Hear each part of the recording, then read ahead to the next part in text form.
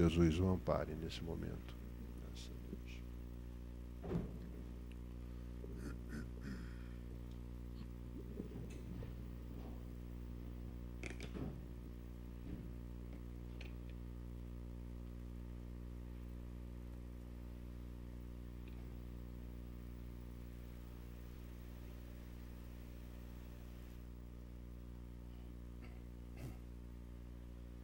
Boa tarde a todos.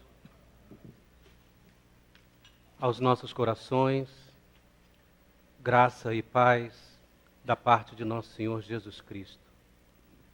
Agradeçamos a Deus, a Jesus, a oportunidade de estarmos aqui reunidos nesta tarde, buscando no estudo do Evangelho, com os nossos corações e pensamentos em uníssono, os esclarecimentos, as orientações, a segurança que necessitamos para as nossas caminhadas e nossas lutas nesta terra.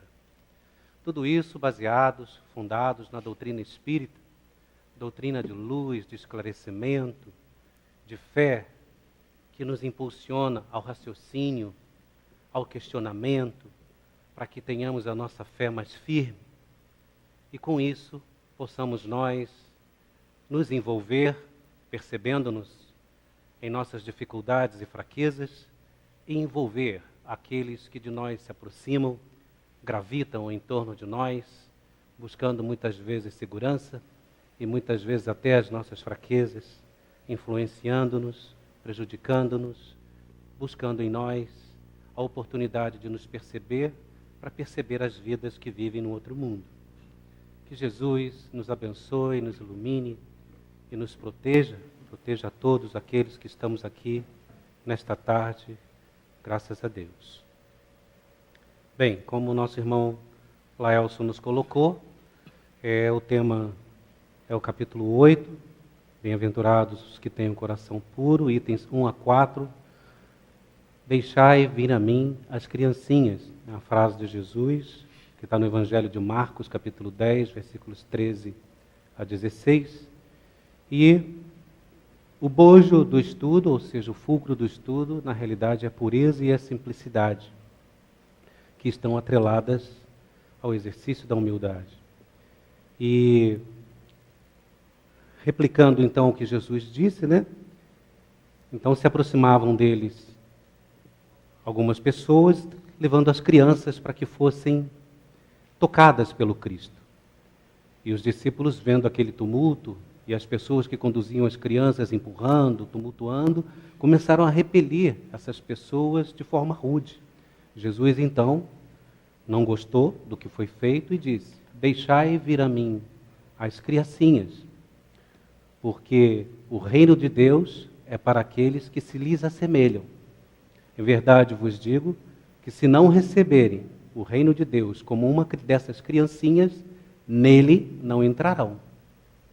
E então Jesus continuou recebendo as crianças, abençoando-as e impondo-lhes as mãos.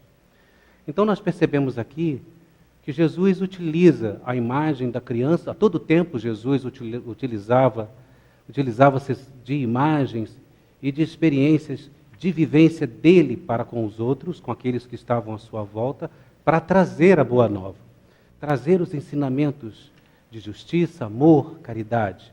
E nesse ensinamento, ele mostra a importância para nós do que é ser puro e do que é ser simples, de como devemos perseguir essas virtudes, mostrando que só alcançaremos em nós o reino de Deus se desenvolvermos essas virtudes, que essas virtudes nos são as portas de entrada para o reino de Deus.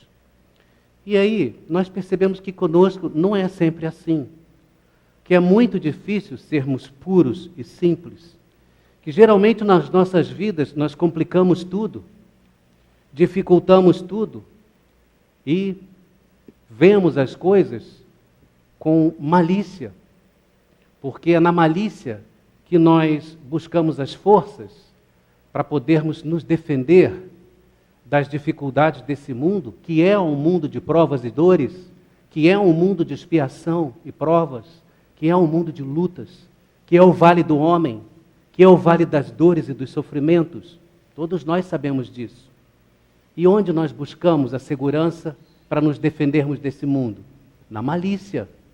Raras são as oportunidades, às vezes, em que nos relacionamos na nossa vida coletiva, na nossa vida de relação, com pureza. Geralmente, ao interagirmos uns com os outros, nos envolvemos numa couraça de malícia, esperando do outro que ele nos ataque ou nos fustigue com a sua malícia. E aí, o nosso raciocínio, o nosso pensamento e o sentimento em relação ao outro é de malícia e não de pureza. Por isso a dificuldade que nós temos. Nós temos que buscar no outro o que ele tem de puro e de bom, porque todos nós temos a pureza, a bondade e a simplicidade. Por quê? Porque somos filhos de Deus, e Deus é bom, é Pai, é justo, é simples, é puro.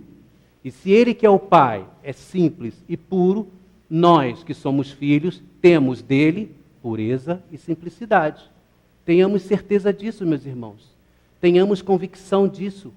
Exerçamos em nós, para conosco e para com aqueles que gravitam em torno de nós, a nossa pureza e a nossa simplicidade. Busquemos isso com segurança. Jesus nos dá o exemplo da criança, das criancinhas, para que nós aqui na terra, quando tenhamos as dúvidas do que é ser puros e simples, que miremos, que olhemos as crianças e nos espelhemos nelas, porque elas não têm medo de ser sinceras, elas não têm medo de ser o que são, de demonstrar o que são, não têm medo de errar, não têm medo de cair, caem e se levantam. Nós, os adultos, que ao invés de deixarmos que elas se levantem por si só, as levantamos, ajudando-as, e erramos nisso, porque elas têm que aprender. E nós, adultos, temos medo de cair, porque muitas vezes caímos e não sabemos nos levantar, porque temos insegurança, achamos que não conseguimos nos levantar, e buscamos as mãos dos outros para que nos levantem. Mas somos fortes, todos nós. Conseguimos lutar as nossas lutas e conseguimos levantarmos-nos dos nossos tombos, das nossas quedas. Basta que para isso olhemos em nós as forças, o vigor espiritual que temos em nós. Porque temos vigor espiritual, meus irmãos. Porque se não o tivéssemos, não estaríamos encarnados nesse mundo. Porque só estão encarnados neste mundo aqueles que têm ombros fortes para carregar os fardos pesados que são colocados a cada um de nós nesta terra. Então, o nosso objetivo aqui hoje é que nós reconheçamos a pureza e a simplicidade como virtudes a serem desenvolvidas no exercício da humildade, porque temos dúvidas de como desenvolver a simplicidade e humildade, e simplicidade e pureza, mas o caminho é o exercício da humildade. E Jesus nos dá a todo tempo esses exemplos, não é? Abrindo-nos portas para servir ao próximo, como chamamento para o seu coração misericordioso. E abraçando-nos, Ele nos dá sempre oportunidades de nos percebermos e percebermos o quanto podemos ser puros e o quanto podemos ser simples, uns para com os outros e conosco mesmos.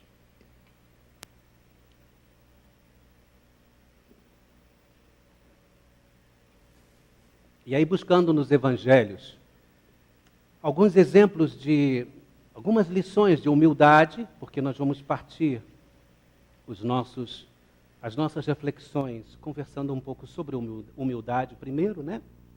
Depois falando de pureza e em seguida falando de simplicidade.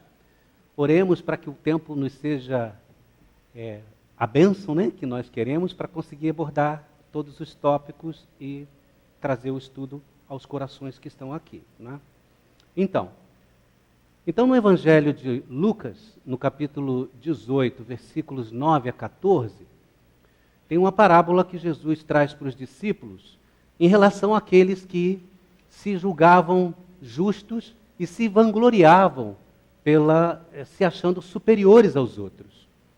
Então Jesus diz assim: havia 2 homens, um fariseu e um publicano. Então vamos abrir um parênteses aqui rapidamente. em relação ao o fariseu, nós já sabemos quem são, né? São aqueles que eram os doutores da lei, que questionavam o evangelho, questionavam a boa nova, questionavam Jesus, mesmo em relação à lei mosaica, porque eles eram doutores da lei, estudavam a lei e se colocavam acima da casta judaica, né? Ou seja, o máximo na casta judaica eram os fariseus. E os publicanos, na realidade, eram judeus selecionados pelos romanos, porque à época do Cristo, Roma, a Palestina, onde os judeus habitavam, onde estava a Judéia, Galiléia, né? Era domínio romano, era uma província romana a Palestina. Os romanos dominavam a província e exigiam que se pagasse impostos. E colocavam uma pessoa da comunidade, um judeu, a ser cobrador de impostos. E esse cobrador de impostos, que era completamente odiado, detestado pelos judeus, ele era chamado de publicano. E era considerado uma pessoa de má vida, porque cobravam impostos dos seus próprios irmãos. Então, Jesus traz essa parábola. 2 homens subiram ao templo para orar. Um era fariseu e o outro era publicano. O fariseu, em pé, olhando para o seu íntimo, né, dizia: graças te dou, meu Deus, porque não sou como os outros homens, injustos, ladrões, adúlteros, e nem como aquele publicano que está ali. Jejuo 2 vezes por semana e pago dízimo sobre os meus lucros. O publicano, porventura, mais distanciado do fariseu, não ousava nem levantar os olhos ao céu e dizia no seu íntimo: meu Pai, me perdoa, porque eu sou um pecador. E Jesus disse: este foi elevado, retornou à sua casa justificado. O outro não, porque todo o que se exaltar será humilhado, e todo o que se humilhar será exaltado. Então Jesus traz aí uma lição de humildade, mostrando para nós que nós, muitas vezes, temos medo de nos reconhecermos, de olharmos para nós mesmos, de encararmos o que realmente somos até o momento, nas presentes encarnações, porque cada um estamos vivendo a melhor das nossas encarnações. Já conquistamos muitas virtudes e estamos lutando para conquistar outras. A pureza, a simplicidade, a humildade, que em cada encarnação estamos aqui lutando para conquistar. E Jesus mostra que quando vamos nos elevar a Deus, nós temos que buscar em nós essa sinceridade. Temos que nos reconhecer. Temos que saber o que somos e quem somos. As nossas falhas, as nossas culpas, as nossas mágoas, os nossos ódios. Reconhecermos isso para que quando nos elevemos a Deus, estejamos sendo sinceros. O fariseu não foi sincero. Ele não se reconhecia como era, mas o publicano sim. Pediu perdão ao Pai, porque ele era um pecador. E todos nós somos pecadores. Todos nós somos falíveis. Todos nós temos culpas, ressentimentos, mágoas. Alimentamos às vezes até ódios. Temos as nossas falhas. Mas isso é ruim para nós? Desde que estejamos conscientes disso, não.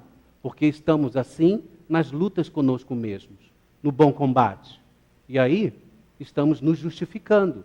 E quando nos apresentamos diante de Deus, Deus, que sabe tudo o que somos, que sabe tudo o que esperamos das nossas vidas, que sabe os desígnios que tem para nós, nos perdoará e receberá de nós as nossas preces com pureza.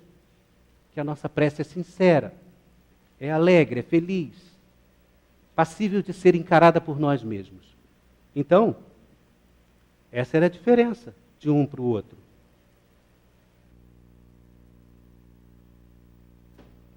Jesus também nos traz uma outra lição muito importante. Está no Evangelho de João, capítulo 13. E nessa parte do Evangelho, Jesus está se despedindo dos seus discípulos, porque ele já sabia que ia ter a morte de cruz. Ele faz a ceia com seus discípulos, né? Durante ao término da ceia, ele se despe, amarra no seu ventre uma toalha, pega uma bandeja, uma bacia, enche com água e começa a lavar os pés dos discípulos. Isso está em João capítulo 13, versículos 12 a 17. E ele começa a lavar os pés. Quando chega em Pedro, Pedro fala, não, Senhor, não vai lavar os meus pés. E aí negou, não podia, não queria, porque não era digno de que Jesus lavasse os seus pés. E ele diz então, Pedro, é necessário que isso se faça para que tenhas parte comigo. E aí Pedro diz, então, Senhor, lava-me as mãos e a cabeça também. Ou seja, Jesus continua e termina lavando os pés de todos. Ao terminar, ele se veste novamente e diz aos seus discípulos, observaram o que eu vos fiz? Sei que me consideram seu Senhor, e eu o sou. Se eu, que sou o vosso Senhor, lavei os vossos pés, tenhais isso como exemplo, e lavai-vos os pés uns dos outros. Porque em verdade eu vos digo, o servo não é maior que o seu Senhor, e o enviado não é maior do que aquele que o enviou. Em verdade eu vos digo que sereis felizes se compreenderdes essas coisas e as praticardes. Então Jesus mostra, traz para os discípulos, numa demonstração de humildade, ele, o Senhor, o Mestre, se rebaixando e lavando os pés dos seus discípulos, mostrando que pela servidão ele estava alcançando a humildade e demonstrando humildade, isso sem interesse, isso com pureza, e mostrando aos discípulos que se eles buscassem esses exemplos, uns para com os outros, e espraiasse isso à população e àqueles que eles fossem divulgar a boa nova, eles seriam bem-aventurados. Então, mostrando para nós a importância de sermos humildes, que é pela humildade que nós alcançamos e desenvolvemos pureza e simplicidade.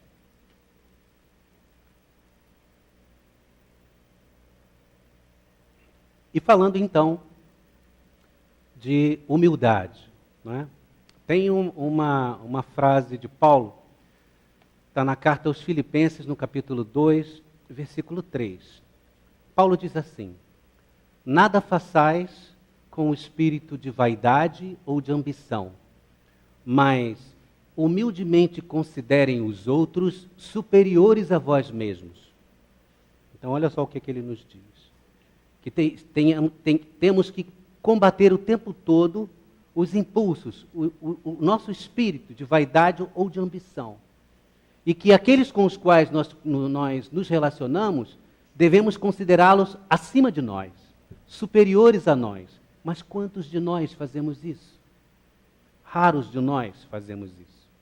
Nós buscamos geralmente posições em que nos coloquemos, nos sintamos e que os outros nos vejam superiores a eles. Raros de nós buscamos a equivalência ou nos humilhamos ou colocamos em posição abaixo ou inferior. Porque achamos que a posição de destaque, que é vista pelo homem, é a posição de relevo que teremos nessa terra, né? Abraçados nessa terra, e que continuaremos levando deste mundo. Mas isso não é uma realidade. A realidade, como Cristo nos coloca, é que, pela humildade, nos nivelando e nos colocando como servos dos outros, nós desenvolvemos pureza e simplicidade. É no exercício da relação com o outro que nós alcançamos essas virtudes.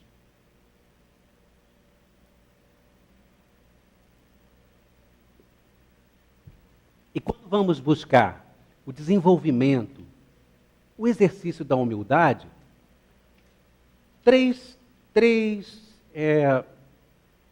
passos nós podemos eleger, embora os passos são infinitos, né? Mas nós podemos considerar a renúncia, podemos considerar o combate íntimo e podemos considerar o exercício do perdão. Ou seja, renunciar, reconhecer-se a si mesmo, combatendo o bom combate, e perdoar. Se realizamos esses três atos, nós estamos no caminho da humildade. E olha, meus irmãos, queridos em Cristo, digo de todo o meu coração, é difícil. É muito difícil. Exige muito de nós. Exige muita sinceridade para conosco mesmos. Exige de nós honestidade para conosco mesmos. E é difícil. Tanto que quando falamos de renúncia, Paulo nos traz na carta aos Gálatas, no capítulo 2, versículos 19 e 20. Paulo estava na Galácia, e a Galácia era uma região habitada por judeus, e ele estava divulgando o Evangelho de Jesus. O Evangelho traz alguns ensinamentos distantes da lei mosaica. Por exemplo, a lei mosaica dizia olho por olho, dente por dente. E o Evangelho de Jesus não diz isso. Está lá em Mateus capítulo 5, versículos 43 a 48, quando ele fala, tendes ouvidos, amarás o teu próximo e odiarás o teu inimigo. Isto está na lei mosaica, e Jesus nos diz, amai os vossos inimigos, fazei o bem àqueles que vos odeiam, e orai pelos que vos perseguem e vos caluniam. Essa é a boa nova. Então isso chocava os judeus. Então os judeus questionavam Paulo a respeito da lei, como se ele estivesse fugindo da lei mosaica, da lei de Deus para eles. E Paulo então diz assim, nesses versículos, pela fé eu morri para a lei, a fim de viver em Deus. Estou pregado à cruz do Cristo, eu vivo, mas já não sou eu, é o Cristo que vive em mim. Então Paulo tem a consciência plena de que ele renuncia a tudo, até a ele mesmo, para que o Cristo esteja vivo, habitando dentro dele. E aí vocês me perguntariam, meus irmãos queridos, o Cristo não habita em mim? Habita, a todo tempo, mas nós não queremos percebê-lo. Nós não o deixamos se fazer presente em nós e não o percebemos. Nós o fustigamos com a nossa matéria corpórea, com a matéria que nos envolve, que nos cerca, buscando o dinheiro, buscando os bens, as propriedades, a sensualidade. E aí como é que o Cristo se manifesta? Num ambiente pútrido, e impuro que nós criamos. Então nós temos que buscar a ausência de malícia, e a pureza, e a simplicidade, para que o Cristo brote e viva em nós resplandecente como Ele está sempre. Essa é a diferença. E isso Paulo nos trouxe com muita clareza, que tinha renunciado até a ele mesmo para que o Cristo, porque o Cristo vivia o tempo todo, vive com ele todo. Ele já não vive mais. É Jesus que vive com ele. E ele coloca, estou preso à cruz do Cristo, ou seja, estou ligado ao que o Cristo me traz por oportunidade de trabalho e de serviço. Então estou preso à cruz de Jesus. Qual é a cruz de Jesus? É a cruz da humanidade, das dores do mundo, dos sofrimentos. Essa é a cruz do Cristo. E ele dizia, estou preso à cruz do Cristo. Estou pronto a servir, para aliviar as dores, aliviar os sofrimentos. E se colocava pronto a servir, pronto a ser esse instrumento de Jesus. Não é? E nessa questão da renúncia, nessa fala de Paulo, nós percebemos e entendemos a lição de abnegação. O que é abnegarmos-nos? Abnegarmos-nos é abrir mão de nós mesmos, daquilo que consideramos importante para nós mesmos em função do outro. Rejeitarmos e negarmos a nós mesmos o que nós achamos que é o melhor para nós, para que o outro tenha o melhor de mim e de nós. Isso é abnegação. Quando nos apiedamos dos nossos irmãos em humanidade, vivendo as suas lutas e sofrimentos, isso é abnegarmos-nos. O sentimento de piedade, aquele que brota das nossas entranhas, aquele que dá enjoo quando a gente vê o outro que está machucado, ferido, adoentado, que a gente não quer se aproximar dele, porque embrulha. É como se eu me contaminasse com a dor do outro. Essa piedade é abnegação. A gente não tem que fugir disso. A gente tem que abraçar o sofrimento do outro. E por que a gente não faz isso? Porque dói. Porque temos medo de nos contaminarmos com a dor do outro. E aí vocês me perguntariam, mas Miguel, eu posso buscar a dor do outro? Eu já tenho as minhas dores, eu já vivo com as minhas dores. Não é justo para mim eu buscar a dor do outro se eu já tenho as minhas? Concordo. Mas é justo para mim abrandar a dor do outro. Aliás, Deus não quer nem deseja que eu retire a dor do outro, porque a dor é dele e é o remédio dele e deve ser sorvido todo por ele. Eu não tenho o direito de tirar a dor do outro, mas tenho o direito de fortalecê-lo para que ele viva a sua dor. Abrandar a dor, dar segurança, dar firmeza para que ele viva a sua dor. E é isso que Paulo coloca para nós, não é? Que nós nos abneguemos, que nós nos apiedemos, que sejamos compassivos, que sejamos benignos uns para com os outros, benevolentes, cedendo e abrindo o que nós temos de bom, de bem, de belo em nós para o outro, em benignidade. Nós temos medo de fazer isso, de sermos bons, porque ser bom neste mundo é sinônimo de fraqueza. Ser bom nesse mundo é sinônimo de apatia, é perda de competitividade, é perda de virilidade, de agressividade. Não, não é isso. Porque ser bom neste mundo é ser corajoso, é ser firme, é ter segurança. Querem ver um exemplo de ser bom com firmeza e segurança? Visitem um hospital, sintam a dor e a agonia do irmão que está nos seus estertores de dor num leito de expiação e prova, vivendo câncer, vivendo os males os mais diversos, aqueles que nós fugimos. Então, meus irmãos, abneguemo-nos, apiedemo-nos, sejamos compassivos, sejamos benignos. Isso é exercer humildade.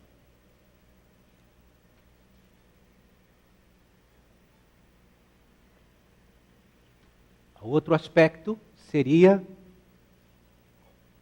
a questão do combate íntimo, né?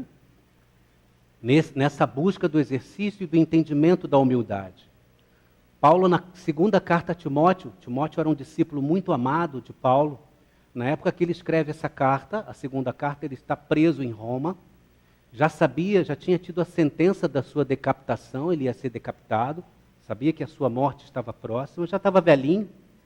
E ele então escreve uma carta para Timóteo, dizendo de todo o seu coração e com toda a convicção, no capítulo 4, versículos 7 a 8, ele diz assim: combati o bom combate, terminei a corrida, guardei a minha fé.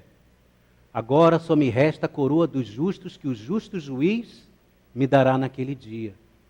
Então ele diz com muita convicção: combati o bom combate, terminei a corrida e guardei a minha fé. Qual é o bom combate? É o combate íntimo. É aquilo que nós fugimos de nós mesmos. Quando não conseguimos muitas vezes nem nos olharmos no espelho, nos olhamos rapidamente, né? As senhoras, passamos o batom ali, escovamos o cabelo e já não nos fixamos muito para a gente não se ver muito, né? Não se reconhecer muito, não se perceber muito. Mas é o contrário, a gente tem que parar e se olhar, e se perceber, e se entender, e se reconhecer. Esse é o bom combate. E nesse bom combate, exige de nós autocrítica. A autocrítica é aquela crítica que nós fazemos a nós mesmos. Como é que eu me comportei com meu irmão hoje? Por que eu olhei para ele daquela maneira? Por que eu respondi para ele daquele jeito, com aquele sentimento tão amargo, quando ele me deu um bom dia, tão feliz e tão sorridente, tão livre, tão aberto e tão carinhoso, e eu não respondi de bom grado?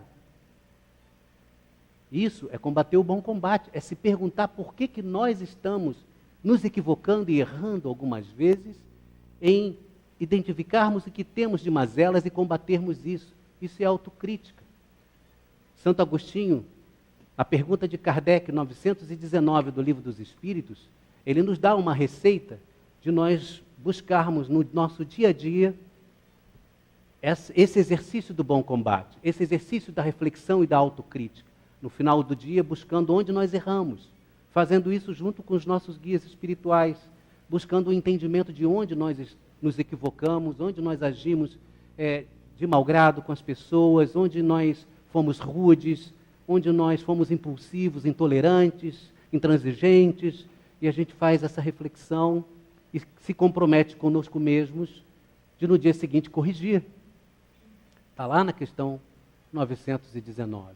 E essa autocrítica nos leva a identificarmos em nós o que nós temos de difícil, que tem que ser combatido. A intolerância, a intransigência, né? O orgulho, o egoísmo, a vaidade, a inveja, a presunção, não é? Como nós achamos superiores aos outros. Então tem vários vícios e paixões que esse exercício do bom combate vai nos trazer a possibilidade de identificarmos. E nessa identificação, aí conseguimos partir para o nosso próximo passo, que é o reconhecimento desses vícios e dessas paixões. E em reconhecendo esses vícios e paixões, nós aceitarmos isso. Chegarmos para nós mesmos e falarmos assim: realmente eu sou orgulhoso. Tenho que corrigir isso.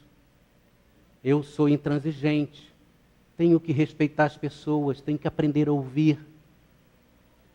Não posso impor as minhas ideias. Eu sou intolerante.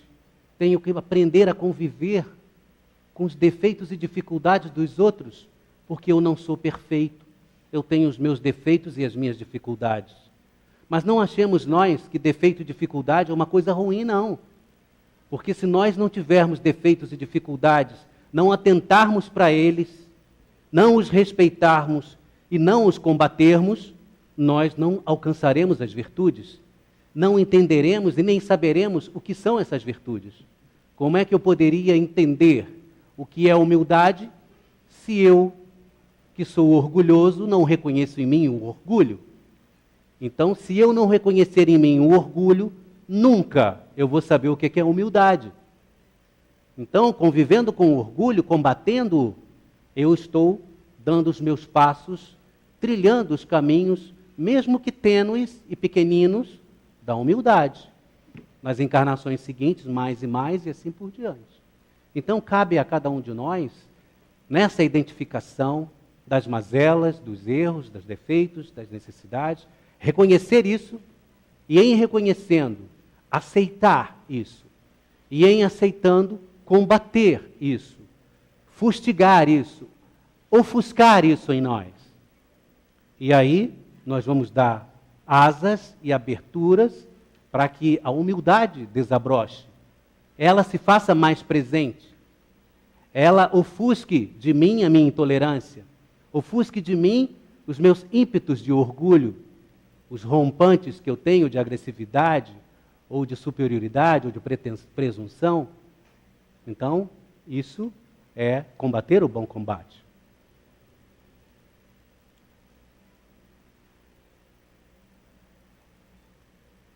E aí, nós temos a outra fase, que é o perdão, né? Ou seja, perdoar. O outro exercício que nós temos que fazer para que possamos exercitar ou galgar a humildade, a virtude humildade.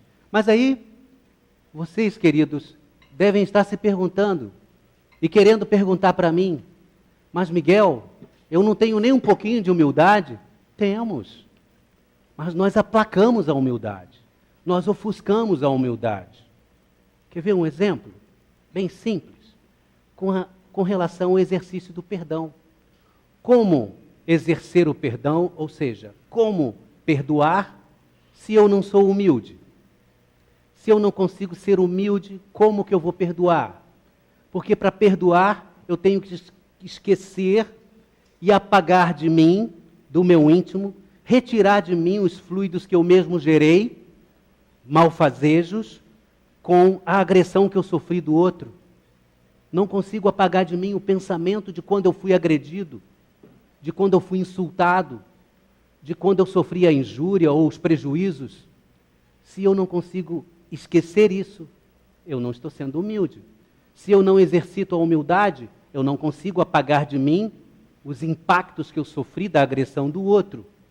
Mas se eu consigo exercitar esse esquecimento, se eu consigo irradiar para ele o que eu tenho de bom, como Jesus disse, amai os vossos inimigos, fazei o bem àqueles que vos odeiam e orai por aqueles que vos prejudicam e vos caluniam. Quantos de nós fazemos isso?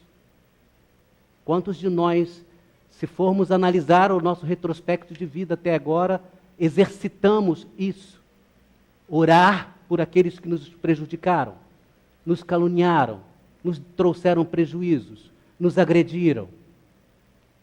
Se somos capazes de fazer isso, e se agora estamos exercitando isso, estamos sendo humildes. E no exercício dessa humildade, estamos sendo capazes de perdoar, porque o perdão vem de Deus. Perdão é bênção que nós distribuímos em nome de Deus. Todas as vezes que perdoamos, estamos exercendo por Deus a dádiva do amor. Perdoar é amar. Perdoar é se abnegar, é se ofertar, é se doar. Por quê? Porque o perdão é via única. Muitos de nós achamos que perdoar tem duas vias. Eu só perdoo se ela me perdoar. Se ela não me perdoar, nem pensar. Eu não quero nem ver. Não, eu já perdoei, mas que fique lá e eu aqui. Isso é perdoar? Onde está o esquecimento? Onde está o exercício da humildade? Perdoar é quando aquele que nos agrediu recebe de nós o nosso amor, o nosso reconhecimento de que ele está fraquejando, de que ele necessita do meu perdão, do meu acolhimento. E olhem, meus irmãos, nos dois planos da vida, não é só com os encarnados, não. Aqueles desencarnados que vivem nos fustigando, nas embrenhas dos nossos pensamentos e sentimentos, trazendo para nós sentimentos difíceis, sentimentos de dor, de ódio, de raiva, de medo, de tristeza. Esses que estão o tempo todo exigindo de nós e cobrando de nós o mal que nós fizemos a eles no passado, não aceitando que nós estamos buscando a melhoria, que queremos nos melhorar, que estamos nos pacificando, que queremos a pureza, que queremos a simplicidade, e eles não nos perdoam, mas nós perdoamos.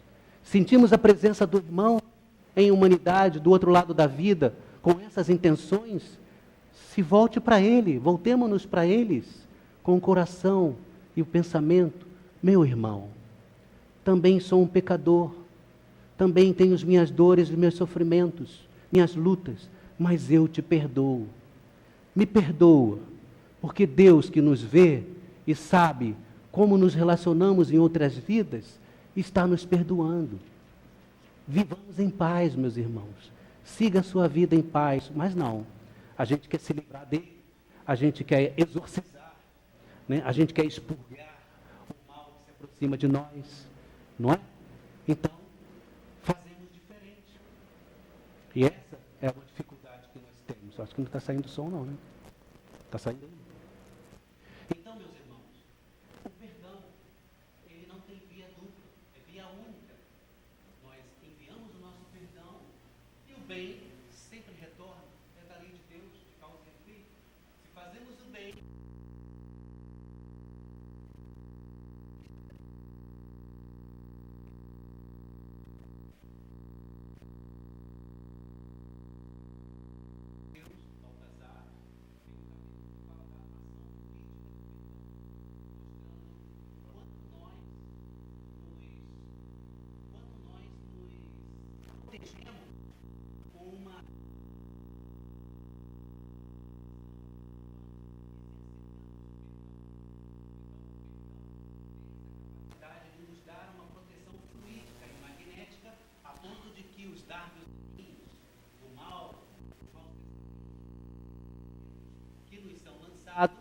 eles reverberem em nós.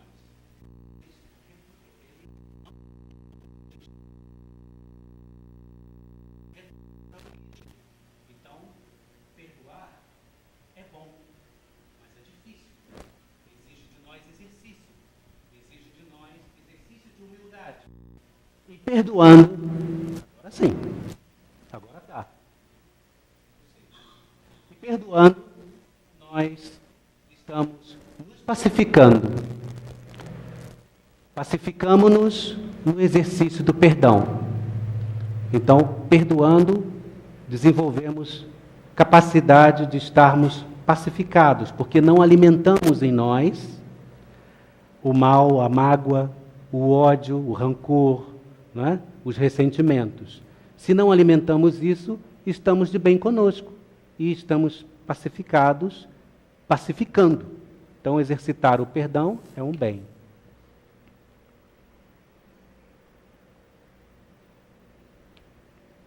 Falando então da pureza.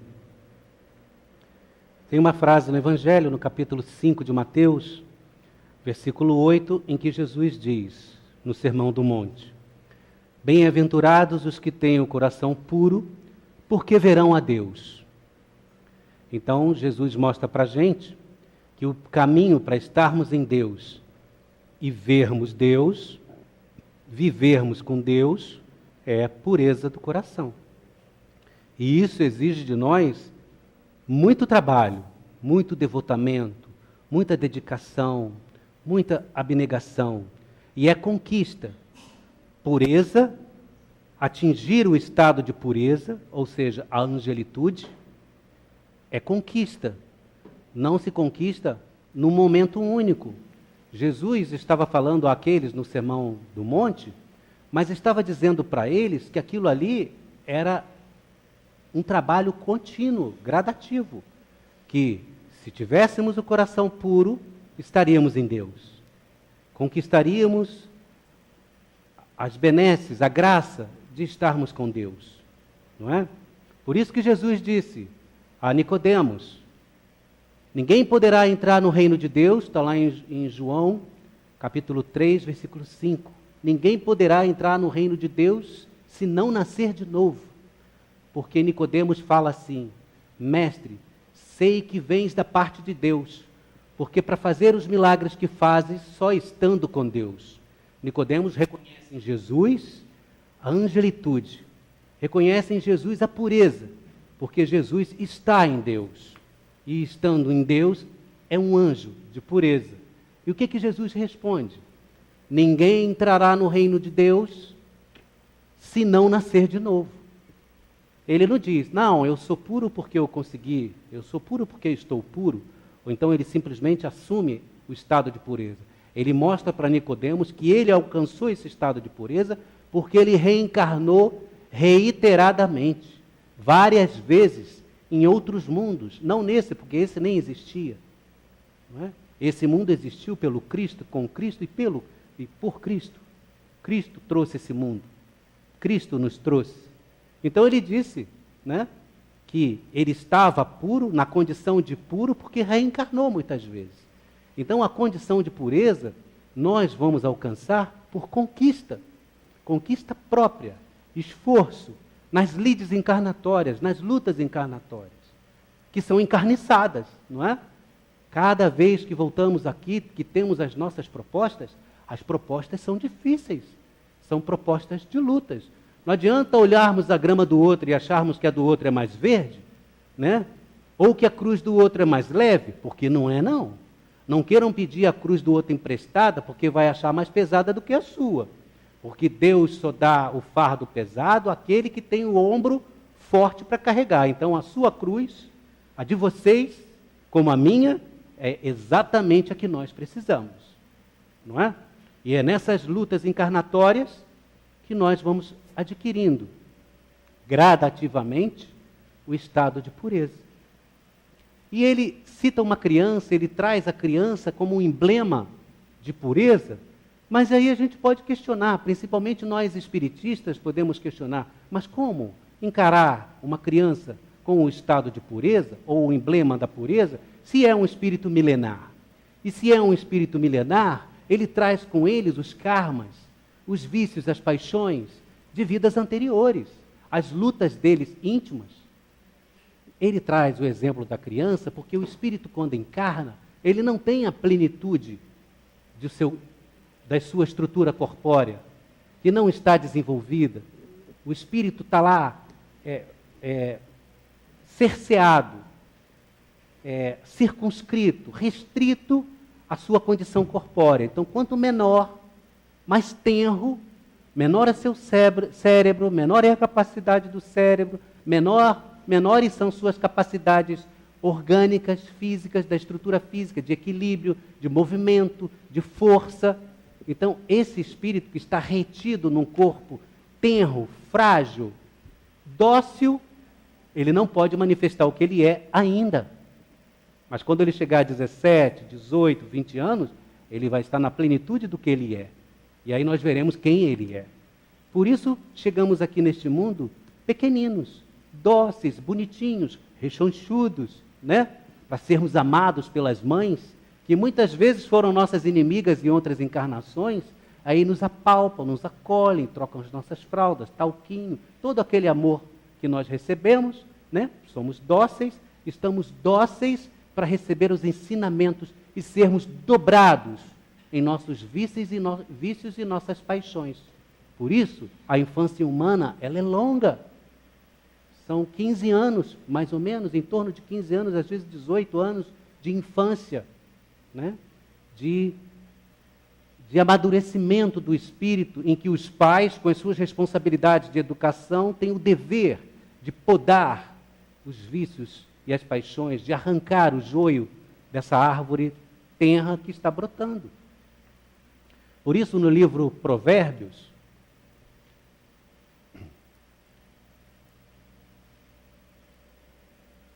no livro dos Provérbios, um dos livros sapienciais, tem uma frase muito interessante que diz assim, nós usamos muito essa frase, diz assim, ensina ao teu filho o caminho que ele deve seguir, e quando ele crescer, não se desviará dele.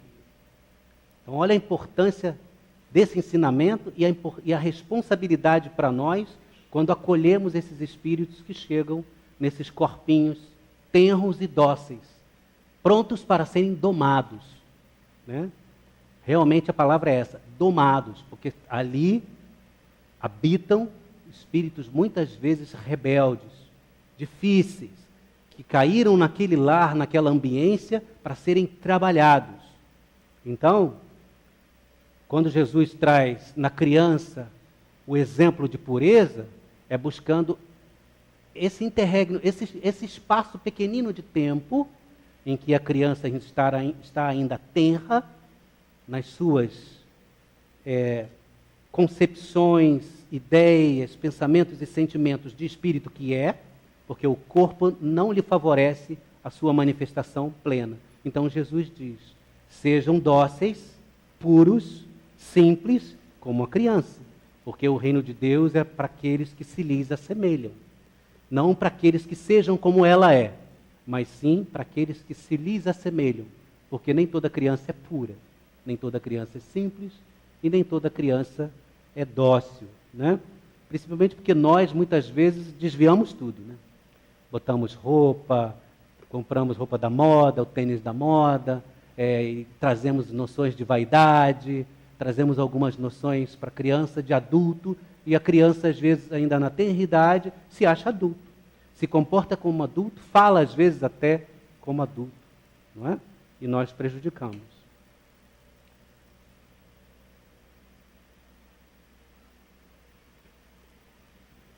Então, a pureza é canal para Deus, canal para a divindade. O exercício da pureza nos coloca próximos de Deus. Nós já estamos encerrando. E uma frase muito interessante de Jesus, também, que está no capítulo 8 de João, versículo 32, ele diz assim, se permanecerdes nas minhas palavras, sereis reconhecidos como os meus discípulos. E conhecereis a verdade, e a verdade vos libertará. Então Jesus dá o caminho do Evangelho para que nós estejamos em Deus, porque Deus é a verdade, Deus é o amor puro, Deus é a pureza. Para encerrar, então, Nós vamos deixar uma frase do Espírito Lacordaire, que está no capítulo 7 do Evangelho segundo o Espiritismo, e tem 11, em que ele fala da humildade. Ele diz assim: sede generosos e caridosos, fazei o bem sem ostentação. Quer dizer, fazei o bem com humildade. Que cada um destrua, pouco a pouco de si, o orgulho, os altares que foram construídos ao orgulho. Em outras palavras, sede verdadeiros cristãos e alcançareis o reino da verdade. Que Jesus Cristo abençoe, ilumine e proteja cada coração aqui presente e nos dê força, segurança e discernimento em nossas caminhadas para podermos ter o conhecimento de nós mesmos e combater sempre o bom combate. Fiquemos em paz, meus irmãos. Graças a Deus. Agradecemos ao nosso irmão Miguel pelas